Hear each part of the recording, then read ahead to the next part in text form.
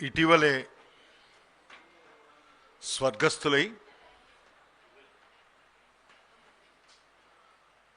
రంగస్థల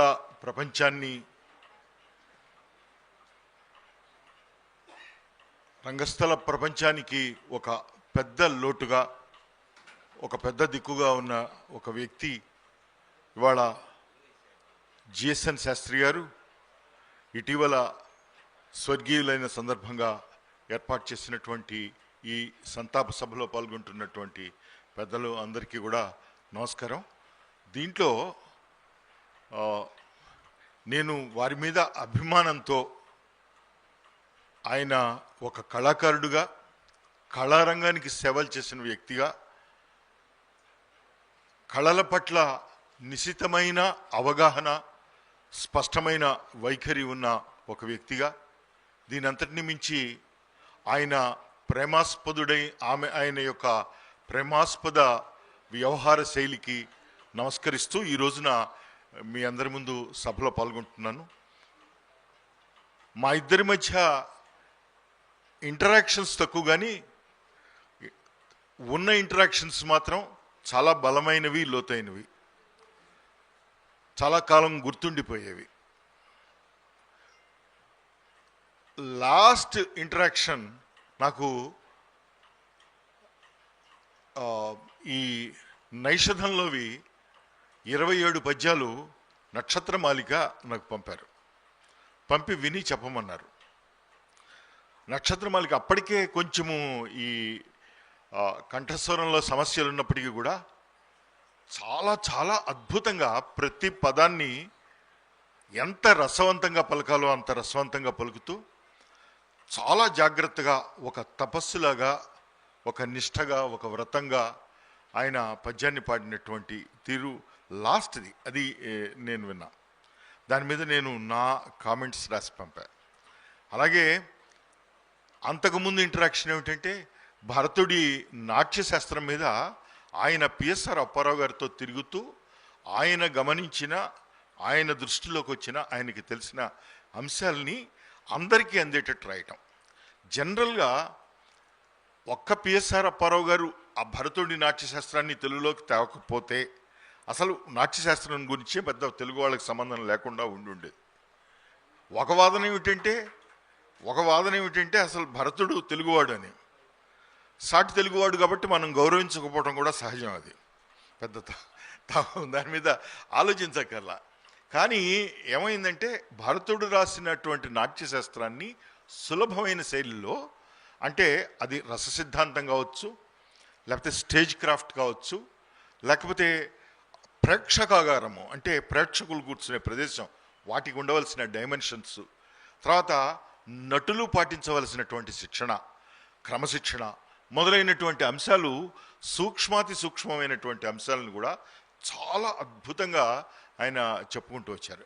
అదేమిటంటే, it's basically మనం ఏమవుతుందంటే, ఈ చాలామంది సైంటిస్టులు ఇతర దేశాల్లో చెప్తున్నప్పుడు ఏం చెప్తారంటే, నేను ఫలానా నోబెల్ లారెట్స్తో వర్క్ చేశాను అని చెప్తారు, లేకపోతే ఫలానా థియేటర్ ఆర్టిస్ట్తో నేను వర్క్ చేశానని. అలాగా ఆయన ఈ పిఎస్ఆర్ అప్పారావు గారి దగ్గర నుంచి, ఇతరుల పెద్దల దగ్గర నుంచి సేకరించిన భరతుడి నాట్యశాస్త్రానికి సంబంధించిన విశేషాంశాలతో కూడినటువంటి ఒక మకరందాన్ని సేకరించి తీసుకొచ్చి అది ఒక మంచి పుస్తకంగా తీసుకొచ్చారు. అలాగే ఈ పౌరాణిక నాటకాలలో వచ్చేటప్పటికీ తప్పకుండా ఆయనను గురించి నాకు తెలియటం, వ్యక్తిగతంగా ఆయన మూర్తిగా తెలియదు, కానీ ఆయన కీర్తిని గురించి ముందు నుంచి పరిచయం ఉంది. అంటే దానికి మా అన్నయ్య, అంటే నాకు కజిన్ ఆయన తుర్లపాటి రాధాకృష్ణమూర్తి గారు, ఆయన్ని ఈ నాటక రంగంలోకి లాక్కొచ్చి ఒక బ్రహ్మాండమైనటువంటి నటుణ్ణి లోకాలలోకి వదిలిపెట్టినటువంటి ఖ్యాతి కూడా శాస్త్రి గారిది. ఆయన చెప్పేవారు, ఎప్పుడు ప్రస్తావన చేస్తూ ముఖ్యంగా ఒకప్పుడు ఏమైందంటే, ఆంధ్రదేశంలో ఒక 40-50 ఏళ్ల కిందట సంస్కృత నాటకాలు కూడా ఆడేవాళ్ళు. This is another important point I would like to share. నాకు ఇంకొక 5-10 నిమిషాలు కొంచెం ఇవ్వండి, అంటే మంచి సందర్భం షేర్ చేసుకుందామని. ఈ మనకి సంస్కృత నాటకాలు ఆడటం పెద్ద సంప్రదాయం లేదు. కానీ కేరళలో భాస నాటక చక్రం అని వాళ్ళు కంటిన్యూస్గా సంస్కృత నాటకాలు 100 ఏళ్ల కిందట ఆడినట్టు ఉదాహరణలు ఉన్నాయి. ప్లస్ చాలా అకౌంట్స్, డాక్యుమెంటేషన్ ఉంది. మనకి సంస్కృత నాటకాలు అరుదుగా ఆడేవాళ్ళు. శాస్త్రి గారు సంస్కృత నాటకాలు ఆడేవాళ్ళు. నేను కూడా నా 18వ ఏట నేను సంస్కృత నాటకంలో ముద్రా రాక్షసంలో చాణక్యుడు వేశా. ఇది అప్పుడు ఈ ప్రస్తావన శాస్త్రి గారిని గురించిన ప్రస్తావన నేను 18వ ఏట విన్నాను, తర్వాత మా అన్నయ్య దగ్గర విన్నాను. ఇలా అనేక సందర్భాల్లో వారిని గురించి వింటూ వస్తున్నాను. దీని అంతటిని మించి మా జిఎస్ఎన్ శాస్త్రి వాళ్ళ పెద్దబ్బాయి నాకు తిరుమల తిరుపతి దేవస్థానంలో ఇద్దరం కలిసి పనిచేసాం. చాలా ఆత్మీయుడు. మనందరికీ కూడా చక్కగా స్వామి దగ్గర అన్నప్రసాదాన్ని అనేక రూపాల స్వామివారికి ప్రసాదాల్లోనూ అన్నప్రసాదాల్లో కూడా ఆయనదైనటువంటి దీనితో చాలా చక్కగా విశేషంగా స్వామి దగ్గర కైంకర్యం చేస్తున్న శాస్త్రి నేను కూడా చాలా విషయాల్లో ఆత్మీయ సహోదరులలాగా ఉంటాము, ఏకోదరులలాగా ఉంటాము. అలాంటి శాస్త్రికి నాకు ఈ సంగతి తెలియదు. అసలు మొన్న ఈ ఇన్విటేషన్ చూసేంతవరకు తెలియదు. ఈ చూసిన తర్వాత నాకు చాలా విషయాలు కదిలినాయి. నేను ఇవాళ ప్రస్తావించాలనుకున్న అంశాలని 2-3 స్పష్టంగా ఒకసారి ప్రస్తావిస్తా. శాస్త్రి గారి నుంచి నేర్చుకోదగింది ఏమిటి, ఏం నేర్చుకోవచ్చు? Right, he is one great legend, he lived a great life and he left us. ఇది ఓకే.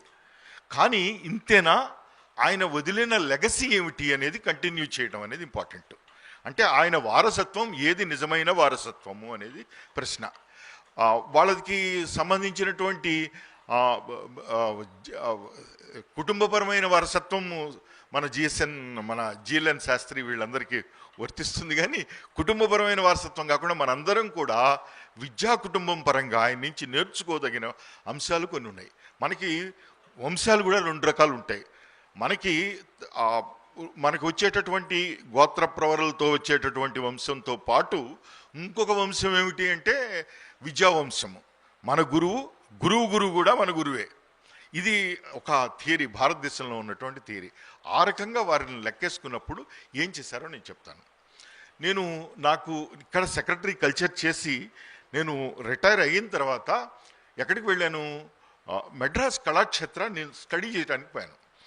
ఒక 2 అంశాల మీద వెళ్ళాను. అక్కడ నరసింహన్ గారిని నేను వేరే విషయంలో కలిశాను, అది టెంపుల్ రినోవేషన్స్ మీద. సెకండ్ ఏమిటంటే కళాక్షేత్రకు వెళ్ళా. కళాక్షేత్రలో 3 రోజులు ఉన్నా. కళాక్షేత్రలో జరుగుతున్న పని ఏమిటో చెప్తాను, శాస్త్రి గారు ఏం చేశారు కూడా తర్వాత చెప్తాను. కళాక్షేత్రంలో జరిగే పని ఏమిటంటే జనరల్గా అక్కడ నాట్యం ఉంది, సంగీతం ఉంది. నాట్యము సంగీతానికి సంబంధించి ఇక్కడ పాఠం చెప్తాం మనం.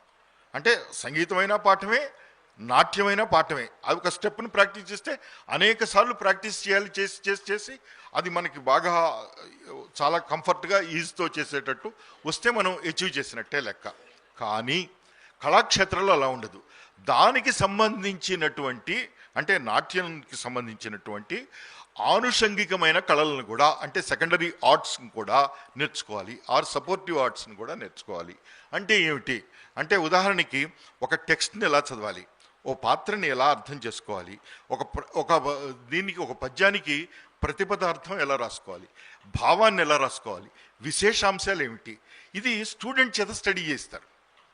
చేసిన తర్వాత దీనిని నువ్వు ఈ పాటని లేదా ఈ పద్యాన్ని నువ్వు సంగీతంలోకి ఎలా స్ట్రక్చర్లోకి తీసుకెళ్తావు అని అంటారు. అది ఇది టెస్ట్.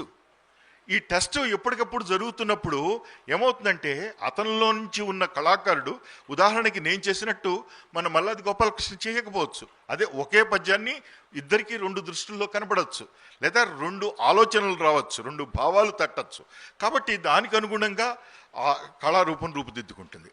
ఈయన శాస్త్రి గారు ప్రధానంగా చేసేది ఏంటంటే ఎక్కువ మంది కళాకారులు చేసినప్పుడు ఈ పద్యాన్ని ఇట్లాగే అనాలి, మీరు ఇట్లాగే నేర్చుకోండి, ఇదే రొడ్డకొట్టుడు పద్ధతి లాంటివి కాకుండా ఆయన వాళ్ళల్లో ఉన్నటువంటి కళాత్మీయమైన స్పందనని చక్కగా రగిలింపచేసి, ఆలోచింపజేసి, వికసింపజేసి వాళ్ళు స్వయం వ్యక్తిత్వం ఉన్నటువంటి మహానటులుగా రూపొందించటానికి ఆ కళాక్షేత్రంలో చేసిన పద్ధతులు చేసినట్టు స్వయంగా నాకు చాలామంది ద్వారా తెలుసు. ఇది ఒక ప్రధానమైనటువంటి అంశం. రెండవ అంశం ఏంటంటే, ఈ పౌరాణిక నాటకాలని వెరీ అన్ఫార్చునేట్లీ మన రాష్ట్రంలో, అంటే మన తెలుగు రాష్ట్రాల్లో వీటిని పద్య నాటకాలు అని కేటగిరీ కింద వేసేశారు. ఈ పద్య నాటకాలు అనేది పద్యం ఉండుట, పద్యం లేకపోవుట అనేవి రెండు అంశాలలాగా చేశారు. పద్యం ఉండుట లేకపోవుట కాదు, పద్య నాటకాలు రసాత్మకంగా వెళ్ళాలి. ఉదాహరణకి హరిశ్చంద్ర నాటకం అయ్యేటప్పటికీ ఆ ప్రజలు ఎదురుగా ఉన్న ప్రేక్షకులు కన్నీరు మున్నీరు కావాల్సిందే. కొన్ని అద్భుత రసంతో ఉంటాయి, కొన్ని చాలా శృంగార రసంతో ఉంటాయి. ఉదాహరణకి నైషధం శృంగార రసంతో ఉంటుంది. అలా ప్రతిదీ కూడా రసవంతంగా భరతుడు నేర్పినటువంటి లక్షణాలకు అనుగుణంగా తీర్చిదిద్దబడిన రసాత్మకమైనటువంటి కావ్యాలు, కావ్య సంప్రదాయం నాటకం, పద్య నాటకం. దాన్నంతటిని తీసుకొచ్చి పద్య నాటకం అని, పద్య నాటకాలకి పద్యాలు ప్రాక్టీస్ చేస్తే సరిపోతుంది అనుకోవటం అనేది దాన్ని చాలా తప్పు.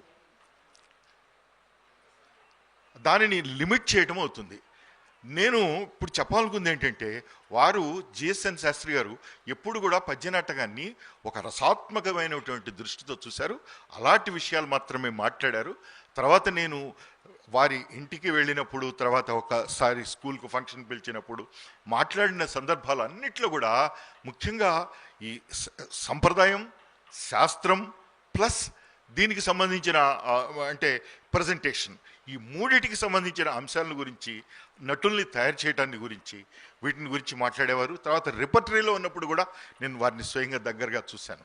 ఈ 4-5 సందర్భాలతో నాకు వారితో ఉన్నటువంటి అనుభూతితో, వారితో ఉన్నటువంటి అనుభవంతో తప్పకుండా నేను రావాలి అని చెప్పి నేను వచ్చాను. నేను అసలు యాక్చువల్గా అక్కడ కూర్చున్నా ఇందాక నుంచి, ఎందుకంటే బాగుండదేమో అని. నేను ఇక్కడ అంటే సభ ఏదన్నా భంగం అవుతుందని ఇప్పటి వరకు ఈ అవకాశం ఇచ్చినందుకు నేను ధన్యవాదాలు తెలియజేస్తూ, మనకి ఆఖరిగా నాస్తి తేషాం జరామరణజం భయం అంటారు చూడండి. ఎవరికి అంటే కళాకారులకి. కాళిదాసు ఎప్పుడో వెళ్ళిపోయాడు, కానీ కాళిదాసు ఇప్పుడు ఉంటున్నట్టే లెక్క. వేమన ఎప్పుడో చచ్చిపోయాడు, కానీ వేమన ఉన్నట్టే లెక్క. కాబట్టి అది కళాకారులు జీవించడం అంటే. కాబట్టి అలాంటి మంచి ఉత్తమమైనటువంటి వ్యక్తులకు, నాకు ముందు వీరు వేమూరి రాధాకృష్ణమూర్తి గారి తాలూకు వారు మాట్లాడినప్పుడు చెప్పారు, వారికి సద్గతులు ఉంటాయి. ఎందుకంటే సాక్షాత్తు శివుడు నటరాజుగా తనకిష్టమైన పనిని చేసినటువంటి లోకంలో శాస్త్రి గారిని తన దగ్గరికి తీసుకుని తనలో ఐక్యం చేసుకుంటారని భావిస్తూ సెలవు తీసుకుంటున్నాను. నమస్కారం. చాలా ధన్యవాదాలు సార్. చాలా విషయాలు చెప్పారు సార్.